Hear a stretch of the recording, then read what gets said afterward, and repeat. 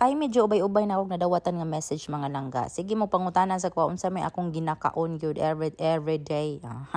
Alternate rin akong ginakaon mga langga no depende sa ako trip.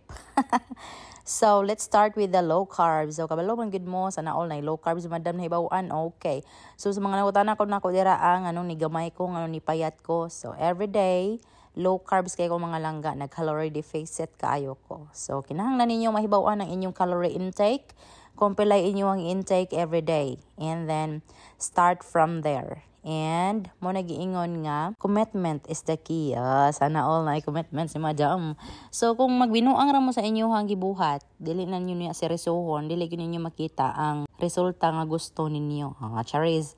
So, sa naong pa lang na ako daan na makita yun ninyo nga nigamay yun akong nawong. Tungod kay, nag-lose weight ko. Tungod kay, nag-lose fat ko. Lose weight and lose fat at the same time, kay mauna siya ako ang goal.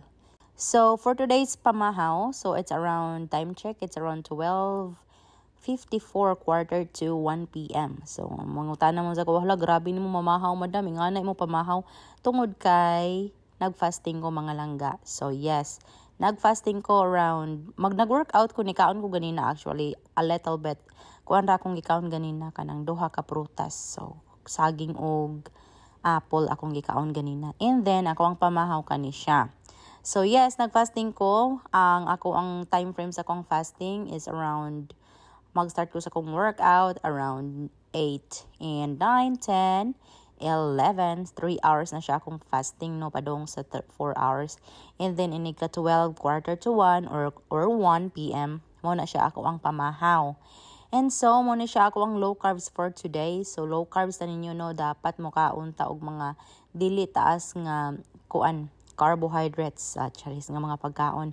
So, gi-cancel na ka. Sana all na cancel, murag remote.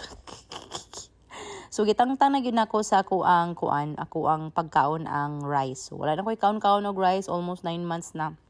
So, maingon sa mo sa ko, grabe kani mo madam, nakaya gini mo wala kaon-kaon og rice. So, kani may akong gimakaon. Lami man kayong busog ani, dugay man gihapon punta nga gutomon aning ato ang protein nga pagkaon. Once gani mo kaon mo protein mga langga, bugat kay siya busog gyud. As in, bugat kay siya busog. Sa para sa kuha gyud, bugat kay siya busog nga naanad na pug kuno. Naanad ako ngayon ani ako ang pagkaon every day. So mo na siya. And then mahuman kog pamahaw around 1 mahuman kog pamahaw. And then fasting na sad ko mga langga. Ngadto na ko mukaon kadi naman ko gutomon ani. Dili na ko gutomon, ngadto na ko mukaon sa mga alas 4 to alas 5 sa hapon. Mao na ako ang light, super light snack gyud. Pinaka light nga snack akong kaunon. So like for example, mukaon ko og peanut. Mao na siya akong kaunon sa around 4 to 5, no? 4 or 5 p.m. And then around 6 or around 7 to 8, mao na siya ako ang window frame sa ako ang ako ang panihapon. So ngadto sa panihapon, protein atong kaunon gyud mga langga. So yes, medyo naanad na jud ko di kay medyo super naanad na gid ko ani ako ang routine as in.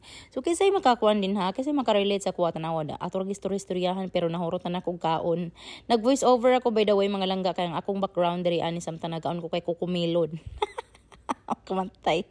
And then kasi makarelate atong nagbutang og asin sa tapad sa itlog kay akong ituslo-tuslo. Dili daghang asin happy nakagamay ra gyud nga asin imo ibutang mga langga kay naabi ang sodium ng asin parat. So matagbawan tag inom og tubig kay parat. So sa tawag ani kisay nakabantay atong wala na dito asin dito akong buti pasabot sorry. So ako na siyang gi-forward gamay ginagmay para nga dili naman mataas kayo ako ang video mga langga no. So pero gipakita gyud nako ninyo nga ginakaon gyud na nako everyday. So basin mo ingon mo gipang-edit ra nako ni akong mga video. Hastang lawas ki-edit kay mao ra ba ni ang mga tawo karon no makita na gani og kanang gikan sa kadako niya mo gamay ta kag sugod asin mo sexy na kag sugod mo ingon sila gi-photoshop samtang nagsayaw-sayaw gi-photoshop sana all kabugo ba pod gi-photoshop samtang nagsayaw daw. So nana ko ni dawatan na gi-photoshop daw ako ang lawas hasta kung lubot charis. So di ba human nato ang pamahaw mga langga. So, maura to akong ipakita niyo for today's video. Daghang salamat kay magkaligo na ko sa akong mga anak. Bye-bye!